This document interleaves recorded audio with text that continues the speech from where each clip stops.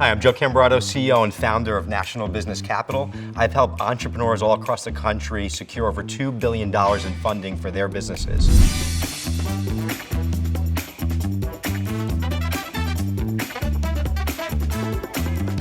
On this show today, we've got some awesome entrepreneurs that are going to pitch their businesses. Your company's purpose-driven, and you need to articulate what that purpose is. You have 3 seconds to get someone to like you. Then you have 30 seconds to get them to trust you. Those kids are the most impacted in our public schools. Stop. Why do you care? Make it personal. Stop putting on a show for us. You're not giving me the heart. You're not giving me your why. Within 3 seconds, draw me in. We've got this, We got it. Yeah, I appreciate it. Let's do it. Hi, I'm Joe Cambrato, and it's time to get funded.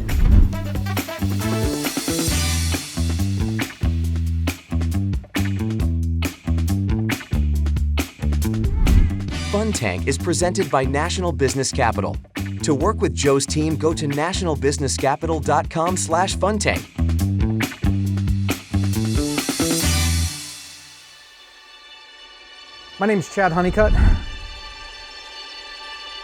I'm the owner and CEO of Evidence-Based Classroom Solutions. Chad, tell us about your business. I know something that really took me in your audition is you're not a businessman.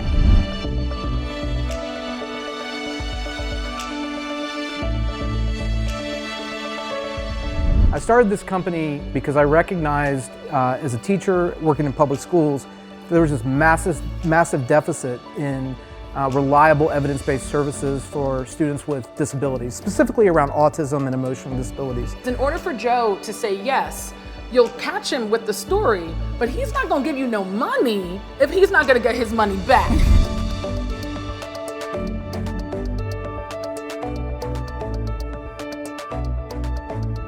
So we went from 2 employees in 2019 to 54, where we stand right now, from a $10,000 contract to $3+ million in revenue right now. And I've exhausted my personal resources in scaling the business. We got it. So you need to get something coming in. Absolutely. You're waiting too long to get these invoices paid. Absolutely. You need money. That's why you're here. You know why I picked you? I'm curious. One, your confidence. I feel it. You are 75% there. Mm-hmm. You believe in your message. I know you do. I do. I believe in it too, and you got me there pretty quickly. I want to give you the framework to be able to have Joe believe in your message. So let's start with it. Okay. Why?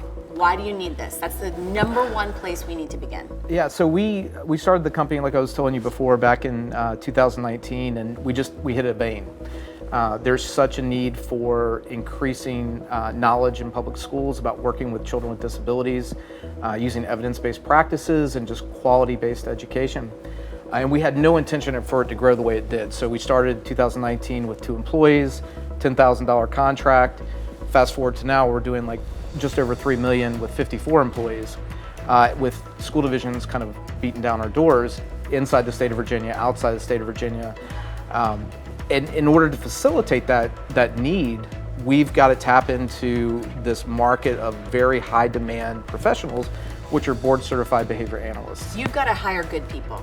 Excellent people, not just good people. Excellent people. That are driven. You need the money to be able to hire great people to execute your product. Absolutely. We're a service-based industry, and it takes a special kind of person to walk into a classroom and communicate effectively with a classroom teacher. And something else I took away from your audition is the red tape of insurance companies is what's holding you back. And there shouldn't be children. I'm a mom. Yeah, I've driven to your story because kids need this. Education's the most important thing. But at the end of the day, you're hitting red tape. Mm-hmm. How's that money gonna get you through that tape? Well, I think that the biggest issue is when you start to diversify your revenue. So we went from the schools to private industry, and we still maintain both. That direct service relies on reimbursement from insurance companies. So if I hire you as a BCBA, for example, you're very in demand. I've got to be competitive with my offer. We have a very progressive employment package, but I can't have you do services for 3 months. Insurance so companies, just sitting there. You're sitting, you're training. It takes about 3 months to get in network with an insurance company if you're going to do it ethically. What do you think your biggest weakness in the company is? Probably my willingness to jump too quick without looking at the whole picture. I'm definitely a visionary. One thing I've realized is that the visionary is not necessarily the best person to make objective decisions about something that they're passionate about. I think also too, just the fact that we don't have one standard delivery, we don't have one standard service line. But in order to really hit that capital growth, I've got to be able to hire the actual people delivering the services to get us there. There's the hook. All right. I teach people how to talk in sound bites. Okay. Right? Yep. You start with the hook. You have 3 seconds to get someone to like you. Then you have 30 seconds to get them to trust you. So within 3 seconds, whatever's coming out of your mouth, we're not going to dilly-dally. Joe doesn't have time for that. All right. Within 3 seconds, draw me in. So that hook is, I got to bring these people in. I got to bring these people in. Then give me the meat. Mm-hmm. What is the takeaway that you want Joe to understand? It's the purpose. Your company's purpose-driven. It is, yeah. And you need to articulate what that purpose is. Then the chill factor. So it's hook, meet, chill. Okay. And you button it up and you give him that feeling like chills going down the back of his neck, thinking to himself, I've got to invest in this company. Give it to me in a hook. We're a purpose-driven company that, needs to bring in qualified clinicians, and I prioritize those It's over 3 seconds, isn't it? Already, yeah.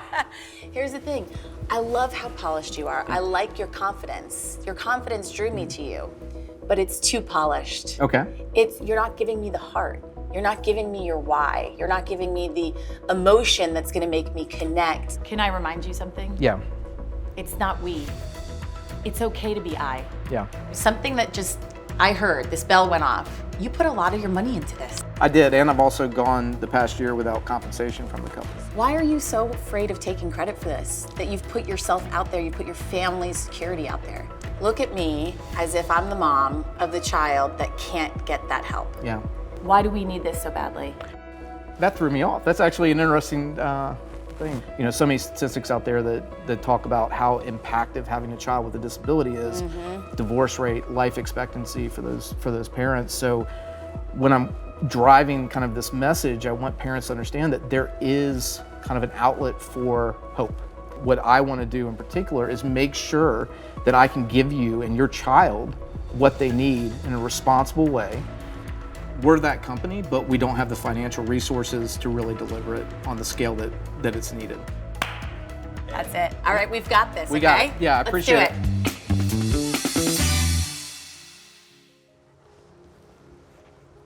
Hi, Joe. Welcome. My name is Chad Honeycutt. I'm the owner and CEO of Evidence-Based Classroom Solutions. I'm a board-certified behavior analyst, but most of all, what I am is a teacher. I started this company about 4 years ago because I recognized as a teacher working in public schools, there was this massive deficit in reliable evidence-based services for students with disabilities, specifically around autism and emotional disabilities. So we started this company to try to help build capacity inside public schools. Our teachers are working really hard. There's a massive shortage for it, and we needed for them to feel supported and know that they had a resource. So that was our initial kind of jumping off point. And as we proceeded and I started to scale the company up, I wanted to diversify our revenue. And I recognized that there were so many parents out there that were just desperately looking for not only accessible services for their children, but effective services for their children with disabilities in a clinical and more direct service model. So we started offering clinical services along with our school-based service model. So Chad, I have a brother. He's 32 years old. He has severe autism. Tell me exactly how your service helps him. So initially what we would do would be to find out what his needs are, right? Autism is this wide range of impact on the individual. So we may work vocationally with him, trying to help him find some vocational job that he could do and support him with that. We do a lot of job coaching. It may be that it's specifically looking at more independence. Really what our main purpose is, what is the most amount of skills that we can teach any individual to live the most independent life? Because that really speaks to quality of life. Got it. Right? So that's helpful, and now that's clear. And so I'm assuming then if it's the younger kids, you're just helping them navigate through school and normal life in that age group. There's a lot of parent training, yeah, that's correct. And it's Okay. Yeah. So you're also working with the parents too. Exactly. On how to manage and work better with their own children. Exactly. Got it. Okay. So how are you getting paid? Are you getting all paid for? Is it all insurance, or Are you getting paid privately from parents? How does that work? So we have two service lines. Our first is our historical one, which was our school-based model. And when I wanted to, it was kind of twofold. I wanted to diversify our revenue because schools can be a little bit unpredictable. A new superintendent comes in, they go a different direction, they fund things differently. But I also started recognizing that there was just this need. Parents were desperate. In my area where we live in Virginia, there's about a 2-year wait list for parents to get not only an evaluation and diagnosis of autism, but also to start initiating services of behavior analysis or speech therapy or occupational therapy. So we tried to enter the market with a different model about quality over quantity of billable hours. And it was received very well. It also created a revenue issue because when we started entering into the private insurance world, we had this extreme delay in receivables that we didn't have with the schools. What's that delay? It can range. I mean, 90 days or? Anthem, Aetna, sometimes it can be 45, sometimes it can be 120. Yep. You run into situations where you get a nice little note in the mail where not the gonna insurance pay you. company says, well, that's actually better than getting one that says, hey, we want our money back. Which happens quite frequently. Hey, we accidentally overpaid you, so send the money back. Yeah, and that's the billing issue is the biggest challenge in any of these, any businesses where you're billing insurance companies, and that's why a lot of lenders get very concerned with it. So it's like there's a lot there with that. I was going to say, Chad, how are you going to overcome that? Regardless of funding, how would you overcome that? Well, it's an infrastructure issue, and we've already overcome it. And I think that's really If you don't have your billing locked in, this could really mess you up as a business. Absolutely, but I've kind of endured the beating. I've already taken the 11 rounds. We were talking about boxing earlier. I've taken the 11 rounds of it, and the capital needed to do it. So, and I'm assuming credit cards, like everything, all in on the business right now.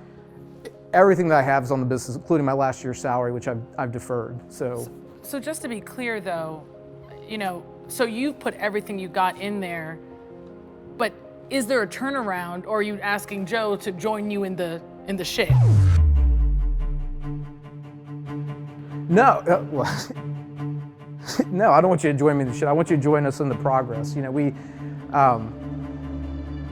My money's been used to dial things in. My money's been used to get us to this point. And just to bring it back, because just to be clear, the problem statement is that you see that there's an opportunity to diversify your revenue by going into basically clinical services, but the issue is the actual payment time from the insurance companies. It's just too long, and so you're looking for cash to ensure that you can continue to pay that labor. So specifically in this new business stream, when did you start this piece? So exactly what you described was August of 2021 to about the end of the tax year. So do you feel like you have enough historical data to suggest that this is in fact a viable business for him to invest in? We absolutely have that data. Why? Just from learning history, and again, being able to dial in that insurance billing process. All of the insurance companies, they want it done a different way, authorizations. The biggest issue is when you start working with an insurance company and you hire a clinician, I can't actually bill for you for 3 months. It takes me 3 months for you to actually start producing billable revenue, so I have to offset that. We were fortunate that I had the financial revenue means that I had over the past year, but we also took our profitable side of the business, which was our schools, and helped kind of offset the delays in receivables that we were incurring. So what are you doing in revenue now? So in 2022, we did just under $3 million. Okay. And what's the profit margin on, each one of your jobs? Do you know what that is? It's not what I want it to be right now. Globally across the company, we only netted roughly over 5%, but on the school side, we're anywhere between 16 to 25%, depending on the contract. Yeah. If the money was flowing in like it needed to be with the insurance-based payers, then we would be at that 15% is what we have budgeted out. I think in these type of businesses, it is such a challenge because you want to do good, and I completely get that, but you're almost limited to do, if you take on too much with that, if you're not really tied at a 5% profit margin, I mean, you have zero room for error with that. Right. And you almost can't even use financing for that stuff. It's too thin. So how much money do you think that you need?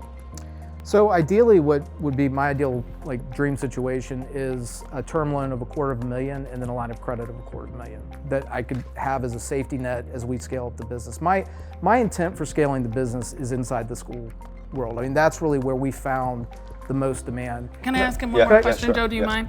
So let's put aside the detail. Right. What I haven't though really heard you say, I understand kind of the mission and the purpose and all of that, but what I haven't heard you really say in a very authentic, not polished way is what you are fighting for. Because again, while you may not have everything figured out, if you can convince us that what you're fighting for is for real, a fight that you will not give up, then maybe, just maybe, Joe will have some patience while you figure this thing out, because he knows where you're trying to go. So why, again, at the core, I remember you said you loved this idea of being a history teacher, but you're not teaching history right now. You're helping a very specific type of person. Right. Why? Because those kids are the most impacted in our public schools. Stop. Why? Why do you care? Why do you actually care? Because I have the skills to do it. I'm the thing that parents are reaching out for, that they're struggling to find. Why answers. you specifically? Who's to say? I mean, I study psychology Yeah. as well. I have a brother with autism. I know why I'm doing it, because I'm taking care of my brother. Yeah. Make it personal. Stop being so afraid. Stop putting on a show for us. Like, what is it really and honestly? Even if you would never say it to anyone else, say it right now so you can get this money. What is it that you're fighting for? I'm fighting for the way that we're doing things. We do things differently outside of our field. We focus on the public schools most of the time. I'm still not giving you what I want, but I'm not trying to break him. I'm actually trying to build him. That's right. You're exactly right. You're exactly but right. it's fine. But it's what is going to make Joe. Joe, what do you need to hear? That's disappointing. His business doesn't make no fucking sense. The problem, not to be rough, but it's like, this is where I'm at, is that like, I didn't actually hear an answer to how he's solving his cash flow issues. And it sounds like there's a hole in his bucket. He put all his money into that bucket with the hole, and now he wants you to put money in too. And I didn't hear a way that he's plugging up the bucket. And it made it look like he was desperate, and that's why he put it in. And that's the problem. And it makes it look like he's dragging It also sounds like he put his money into a part of the business that he now wants to close. But in the beginning, it sounded like he wanted to scale it. And now we came back, and the bigger point is they couldn't answer your question. No. I'm a little confused. There's a lot of bouncing around, and I think that piece of the business that he wants to really do is 5% profit margins. I mean, unless you're doing a lot of business, I don't know how you're going to get your money back. I mean, it's pretty dangerous, and he's not going to be able to use financing for that. The only way that he can really scale this thing is to focus on the schools, and if that his do good, feel good, part to fuel that part of the mission, he can use that profit to fuel the other part of that mission. Then tell him to go start a nonprofit. Yeah, And you can, then who cares? But just not gonna. But it's not a business that right one now. piece is just not gonna work. Yeah. All right, Joe, you ready to make a decision? Yes.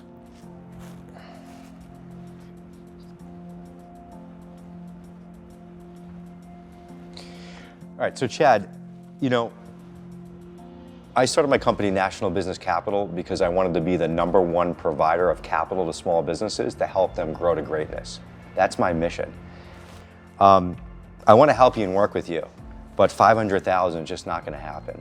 I mean, realistically, talking about your numbers, your profit margins, it's probably going to be somewhere in the $150,000 to maybe $200,000 range.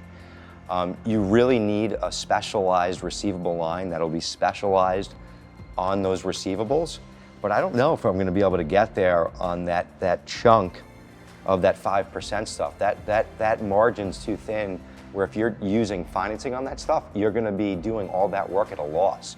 You have zero room for error there, and with the way rates are today, at a 5% profit margin, even if you had 3%, I don't know if that work would be profitable unless you're doing unbelievable volume with almost no errors. So we might have to break out your business in order for me to work with you. So the 5% profit margin reflects the past year, where we had a level of staffing, but we didn't pursue the level of billable hours to get us to the profit margin we want, because we were dialing into infrastructure. And I understand your point about the quickness, but you got to, and it's not an academia world. It's the world of talking to parents that are struggling. Parents don't want to hear a 60-second pitch on their kids. They want to hear how you can help their children. When you did that, I hear you, but when you got there, like you gave us that clear and cut after we pushed for it, and it all made sense. Yeah. So you were able to get there, right? I think there's a chunk of business that we can work on, and there's a chunk that we probably cannot until some things really change in your business. Okay. Cool. Thanks for the time. Awesome. Thank you, Chad. Appreciate it. So what I like about Chad is I really appreciate his mission, but I think explaining what he's doing needs to be simplified. And why is that important? If you can't be really clear and get your pitch down to like 30 or 60 seconds where people go, oh, or have that aha moment or really get what you do, you'll lose people. I think if he gets clear on that, there's a lot of impact behind what he's doing. So keep doing what you're doing, and nice work, Chad.